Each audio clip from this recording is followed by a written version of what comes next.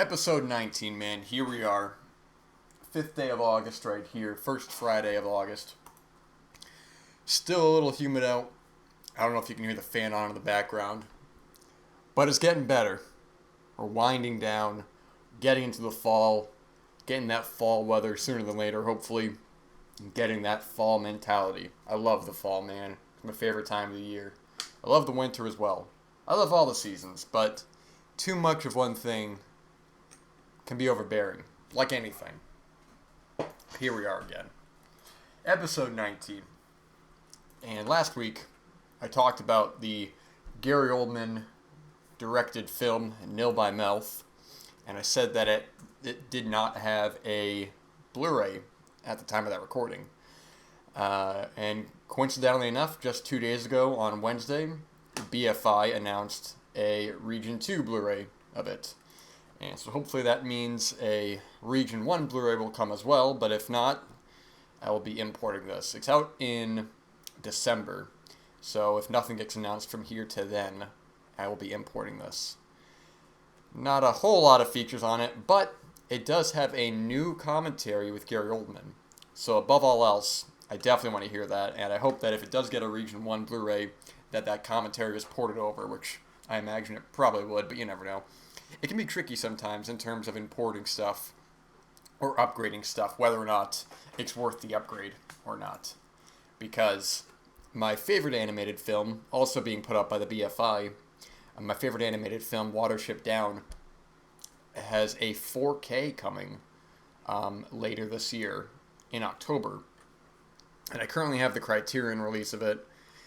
And this does look like a nice set for the most part. But the only thing that's a little worrying is at the time of recording this, it says all extras are TBC and subject to change. Because there's not a lot of features on this upcoming release. I don't remember what features were on the Criterion release. And actually, I'll look that up right now to have some comparison's sake.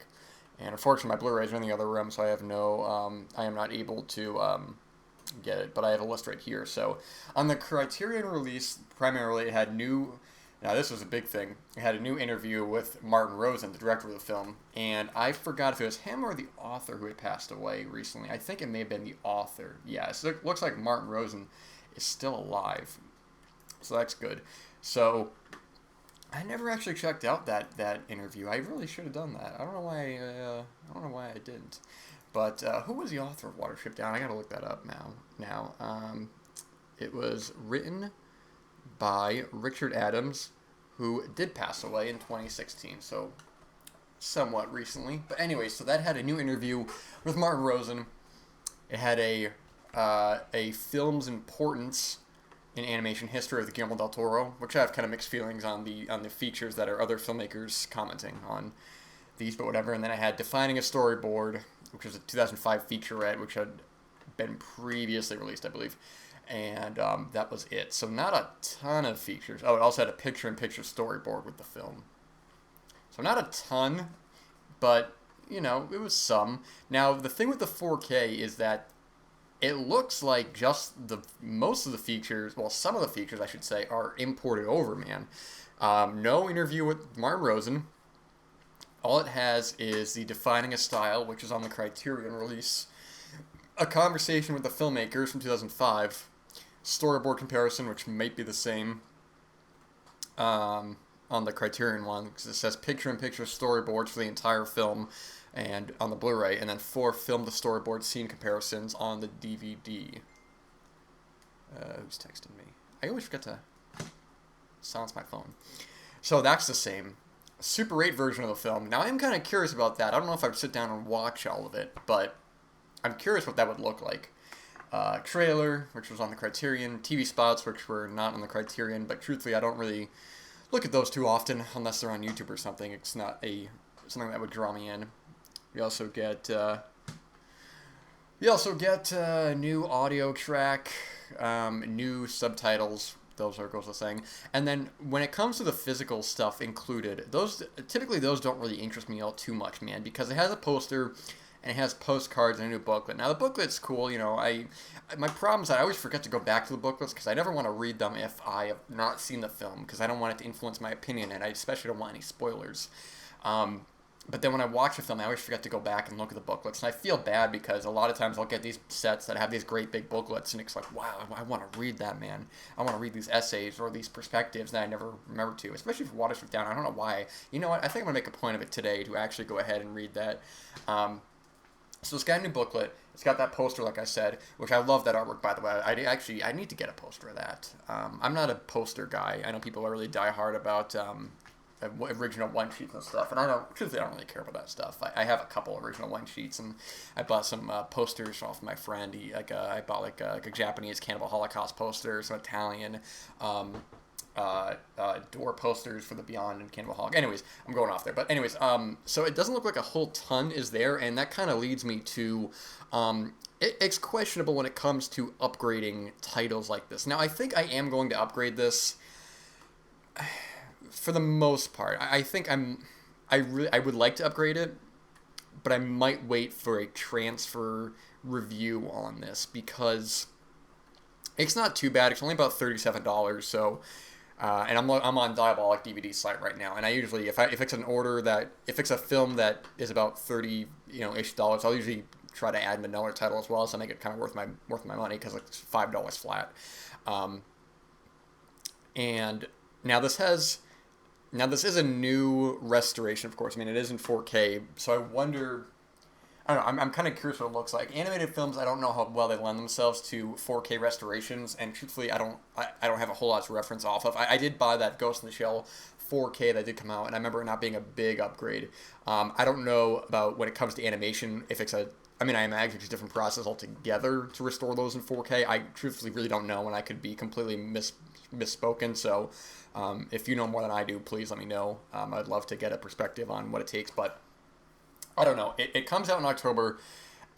If Criterion end up doing a 4K of it, I imagine that it'll probably be the same transfer. I know a lot of companies do that when they get like Studio Canal, especially. They work with Scream Factory a lot, and like those John Carpenter 4Ks that came out, those were already released by Studio Canal. It was just a matter of getting those into the U.S. So like The Fog, which I don't know if it's actually come out or not, but like Escape from New York, like Halloween and stuff. Those are all Studio Canal 4K. So it'll be interesting to see. I mean, and also I think it comes to the matter of how much do you like a film to upgrade it. I mean, I've said Watership Down is my favorite animated film. It's a film that means a lot to me. I've seen it 3 or 4 times, and it just every time I see it, it just packs a real punch. And I kind of roll my eyes at people who kind of throw it aside as like some like, oh, this is a film that messes kids up. It's really not a kids film, and the idea that it's like it has that reputation of like just that kind of film is kind of like, I think people are forgetting they forget about the actual quality of the film. And The Plague Dogs as well, I also like a lot. I've only ever seen it once. I got the Shout Factory 4K, the Shout Factory Blu-ray of that, which I believe has the extended version on there, which I haven't seen yet. And The Plague Dogs I really like as well. I don't think I like it as much, but it's also not fair to compare entirely. It's the same author, same director, a lot of the same cast, and probably the same animators, I would imagine. But that's a good film as well. That might get a 4K down the line. I really don't know. That's a Shout Factory title. I don't know if it even has a UK release or not, but we'll see what happens, man. I recently upgraded when it came to the Criterion sale. I recently upgraded the 4K of The Red Shoes, which is just one of my favorite films, and I just didn't get a chance to upgrade it when it came out on 4K. And I don't know if that has any new features or not, but I'm a big enough fan of that film, and I hadn't seen it in a while that I thought it was worth my time to upgrade, especially for only about $25, which is totally fine with me. But some of their other upgrades I don't find worthy to upgrade to. I mean, it all depends how much you like a film. I mean, when I go for my favorite films, I'm more inclined to upgrade. With Watership Down, it is one of my favorite films, and I am, at the time of recording this, I am inclined to upgrade it. And I'm the more I'm talking about it, the more I'm thinking I will definitely pre-order this. If nothing gets announced next month, I think I will pre-order this for sure. I really love that cover a lot as well. I mean, the classic poster is well known, and I think it really packs a punch. I love that silhouette of the beautifully painted background with Hazel, and I believe that's Hazel on the cover in the foreground. And maybe it's just a random rabbit. I'm not actually sure, but I love that artwork. But I love this new artwork as well. It's very simple, but I just love it. It's fantastic. The last time I saw this film, I saw it theatrically, and it was playing at the local cinema just off of DVD. Unfortunately, I'm not one to really go see films like older films theatrically unless there's a certain reason for it. And Watership Down is one of my favorite films, so I wanted to make a point to go see that. And it was just off a DVD, so it wasn't like a new. This was after the Blu-ray came out. So, but yeah, the last time I saw it was maybe 2016, 17, and it's a film that just always stuck with me. I've always just thought it was such a beautiful film, and yeah, it has dark elements to it, of course. I think primarily people remember some of the blood in the film, but I think overall, people, I believe, who haven't seen the film maybe have this misconception that it's this dark, depressing film, and it's really not. There's very dark sequences in the film. I think primarily when, I forgot which character is describing about the holes in the ground being filled and a lot of the animals getting trapped. That's a very, maybe the most disturbing, actually I would say the most disturbing sequence in the film visually, and I remember seeing the first time I saw it, that sequence really bothered me. But overall, what the film I think is about really is kind of that courage. Is kind of, you have this character of Fiverr, who is a very meek, very scared character. I always got the impression that maybe there was something mentally wrong with him, not just that he was a younger rabbit, but that he maybe had some mental deficiency there. And so when he's warning everybody that he has this vision that they need to get off of their farm and leave, and I don't want to get too much into the film because I think everybody should see it. But I think don't watch the film with the idea that it's some like downbeat film. The Plague Dogs is more that. I think the Plague Dogs is more of a downer film, but it is still very good as well. It's also a different kind of film as well, which I think is important. I think that the tone in that film is very different, and the ending I know has been interpreted different ways. However pessimistic or optimistic you feel about it is one way or another. And I'm going off of the film. I know the ending of the book is different, and I actually haven't read the books of either, which is surprising. I don't know. You know what? I think I'm gonna actually make a point to read the book sometime soon. I think when I finish my next book, I might actually go ahead and make that my next book. I'm not gonna write it down, but I will remember it. So. But yeah, Watership Down, the way the film goes along, it has these sequences, it has these moments, and this is me going based off my memory. I actually, if I knew I was going to talk about it, I would have actually rewatched it, because I would love to, but I'll probably go ahead and just watch it when I most likely get the 4K. But there's these great sequences that are very, what's the word I'm looking for?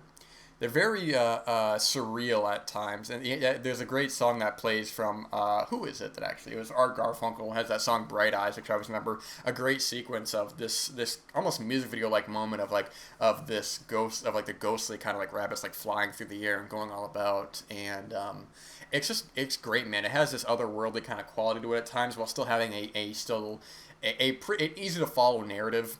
It has moments of tension that are great, and then in the end, the way that a character meets their demise, I think, is really great in terms of just the overall how the film goes along, like in terms of the feeling of the film. I'm not gonna talk too in depth into it right now because I'm going based off memory.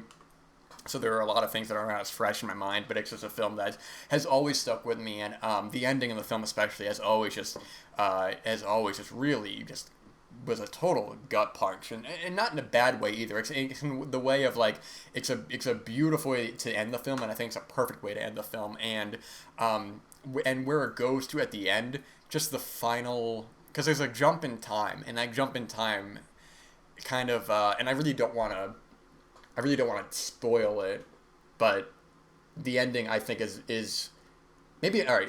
It's not a gut punch. That's the wrong term to use, and I do apologize. It's a punch in a way where it's a good emotional punch, but it's optimistic. It's not like which is what I'm saying before when people say like it's this dark, depressing film. It's really not. Like where it goes to at the end, it's like, I can't spoil it, but you know, it's just a terrific it's a terrific film, and it's one of my all time favorite films. And you know, when this 4K comes out and I end up most likely pre-ordering it and I do watch it, I'll make a point to circle back to this because there's a lot I want to talk about this film. Unfortunately, I just don't have any sort of cohesive thoughts to it right now, but that's coming soon from the BFI, and then some of the other titles that are coming out soon.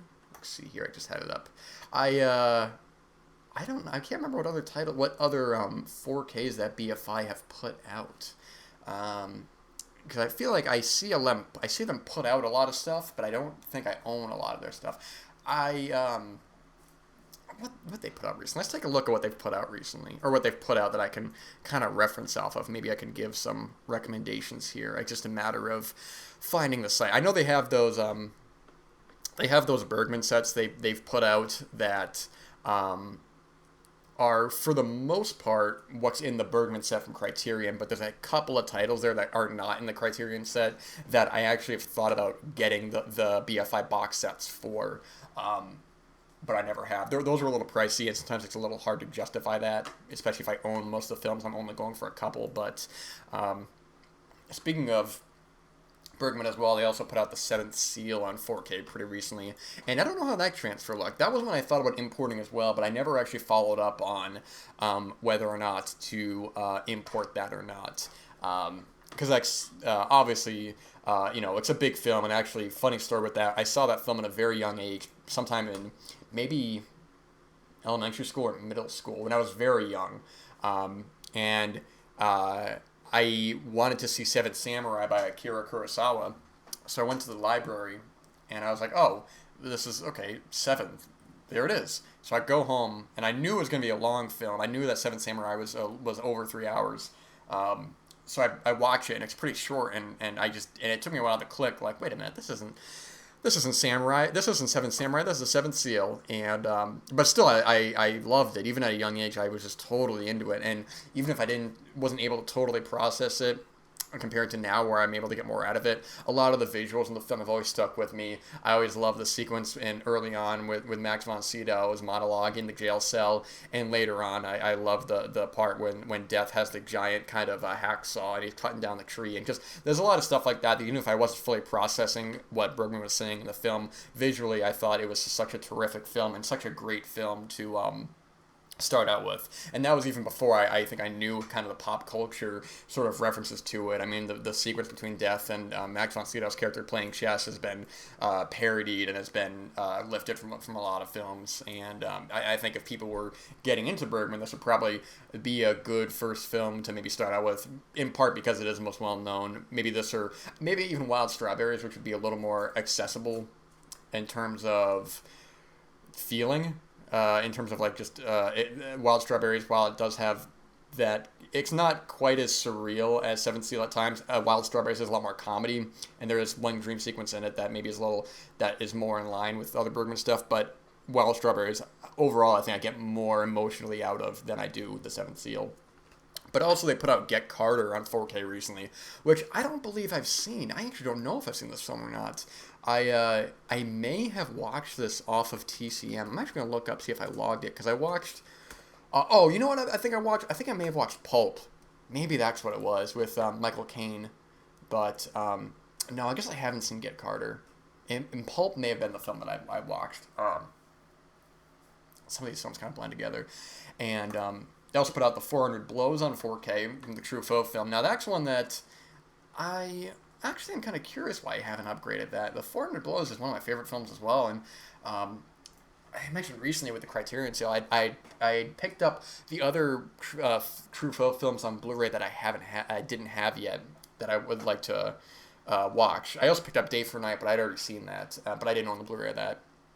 And there was one of his films on, I think it shoots a piano player that doesn't have a Blu-ray yet from Criterion, but is on DVD, and I haven't seen that film as well. The Proposition as well is on 4K, and if you haven't seen that film, that's just a really just a terrific film, man. That's one of the best westerns of the 21st century. It's just a really phenomenal film. and the director of that film, Johnny Hillcoat, has just done a lot of really cool work, man. He did a film in 2012 called Lawless, which I like a lot. And he also did The Road, based off the Cormac McCarthy novel, which I haven't read the novel. The movie's pretty good. I watched it somewhat recently, a couple years ago or so, and I remember not being bad. It's not. I don't think it's a great film. I had seen it in theaters, and this was my second time seeing it, but.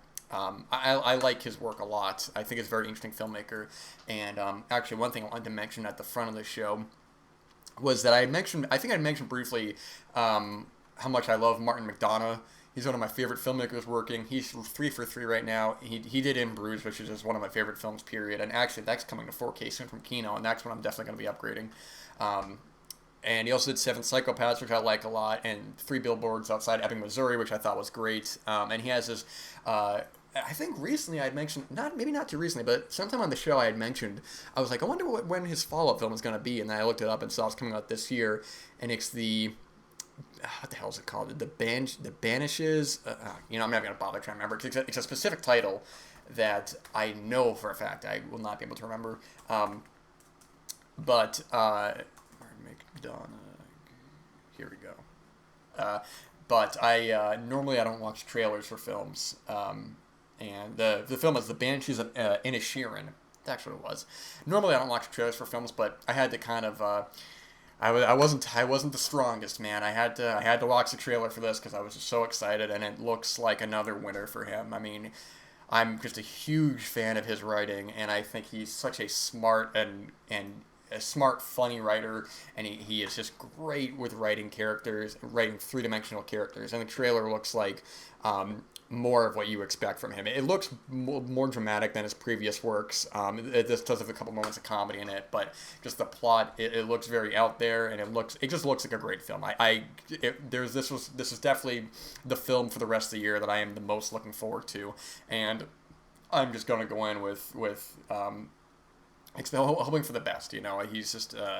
He's just one of my favorite filmmakers working. And as well, speaking of books that I wanted to read, I was curious to read S. Craig Zahler's books, because I was curious after he directed Dragged Across Concrete. I was like, which was a couple of years ago. I think it was 2018, I believe, or 2017. What year was that, man? I believe it was 2017. Oh, shoot, it was 2018. Does that mean I can rewatch? I don't know if I actually have that on my 2018 list right now. Oh, okay, that's why it was. Okay. It's 2019, but it would play at festivals in 2018. I really wanted to rewatch that, but I'll have to hold off on that. But I was curious. I was like, because he had Bone Tomahawk, which I loved, and then he did Brawl in Cell Block 99, which is so good, man. It's my favorite of his films. And Dragged Across Concrete, which I liked a lot, didn't quite love. I think it has some pacing issues, and I have some. The third act kind of goes where I expected it to, in a way where I was just like, okay, I expected something little more surprising, but I think he's such a talented and smart writer. And he also wrote Puppet Master, Littlest Reich, which I thought was okay. I didn't think it was great. They never made that sequel to that, which is funny. It ends on a cliffhanger, and I didn't see that film as a silent blackout. I truthfully don't know what that is, but I was like, why isn't he? What happened? What was his next follow up? And then I see that he's primarily an author, but he has released some stuff since Dragged Across Concrete, which I'm very curious to see his writing. He's a really strong writer, and I think even the way he directs stuff is so interesting. He has such a specific way he directs his films the way he directs action. He doesn't put in music in a lot of the sequences. His films are very brutal in terms of the way where you can feel the force of every hit. One of my favorite moments in any of his films is the sequence in Bone Tomahawk when they first get attacked. This is probably in the beginning of the third act before they get captured. When they have to go through this this walkway, and they know that they're on the other side. Well, they know that it's going to lead to them, not that they're directly on the other side, but they go through there, and they get attacked in a way that it's so surprising, and it's so matter-of-fact, and it's great. It's really terrific.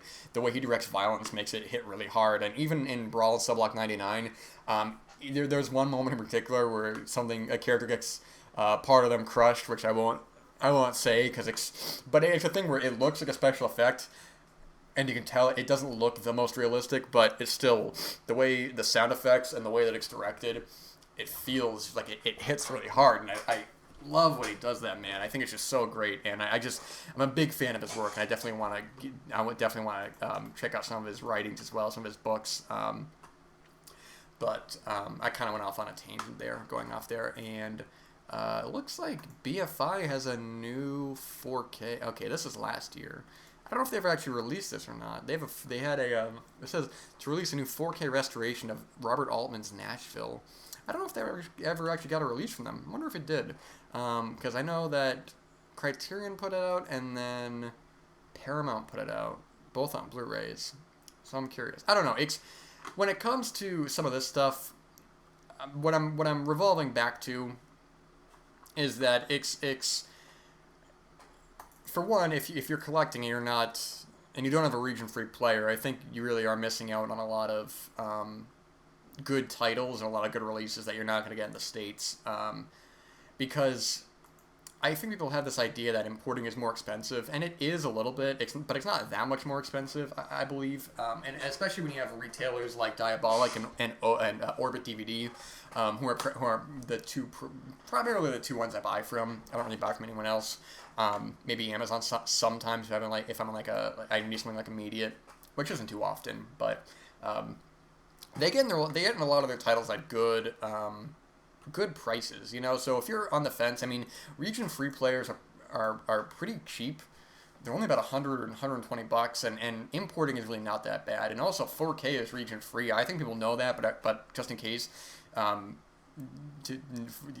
the 4Ks, I've never heard of a 4K that wasn't, and maybe there are some, but I think that, you know, if you're looking to collect and you wanna like get more stuff, there's a lot of really great stuff that a lot of other companies are doing outside of the U.S. I mean, I think Indicator might be my favorite company going, just in terms of the content to the features to the packaging. I mean, they put out that amazing set of Irreversible, and it was just an amazing set, man. But a lot of other companies are doing great stuff as well. And a lot of titles that just aren't available here or are expensive. I know Deadly Eyes is out of print here from Scream Factory, and you can get a German release of that pretty cheap. And that's something you can probably find online pretty easily as well, just to watch in terms of you want to own it. Actually, Memoria just got a release as well. I talked about that in one of my episodes. It looks like it's got a release from Madman Australia. I'm not sure that company. And I saw that Orbit gotten copies of that as well, but I don't know if it's the same release or not. It may not be, to my knowledge. And also goes without saying, if you're collecting and you're not familiar with Diabolic or Orbit DVD, do yourself a favor, check out those two sites. Those two sites are the best in terms of getting in titles for fair prices. Great customer service, I should say. They're just the best what they do. I don't think anyone else is really close to them in terms of boutique retailers, but it looks like this is the same one. Yeah, Madman. I'm trying to find where it says Madman. Yeah, I can't find it. It looks like the same release, so same cover and stuff. So maybe it isn't. Either way, it's available, man. That whole thing of it being only theatrically seen didn't really last too long. But anyways, this is another one of these ramble episodes. I really didn't, I was going to talk about some stuff, but you guys know what happens. It's sort of like, I start rambling on about something, I'm going on about this and that, and it's just like, yeah, you know me. But anyways, that's all I got. Let's see. Yeah, I guess I'll probably wrap it up there. So, alright guys, well, I hope you will tune in next week. I hope your weekend is fantastic. You have that weekend mentality. You get the work done you need to get done, and you have a good time. All right, let's see. All right, gonna close that out. Here we go. All right, guys. Thanks for listening again. This has been Cozy Corner of Cinema. And I can't. Oh, thought I paused it. Guess not. All right, now like I said, Cozy Corner of Cinema.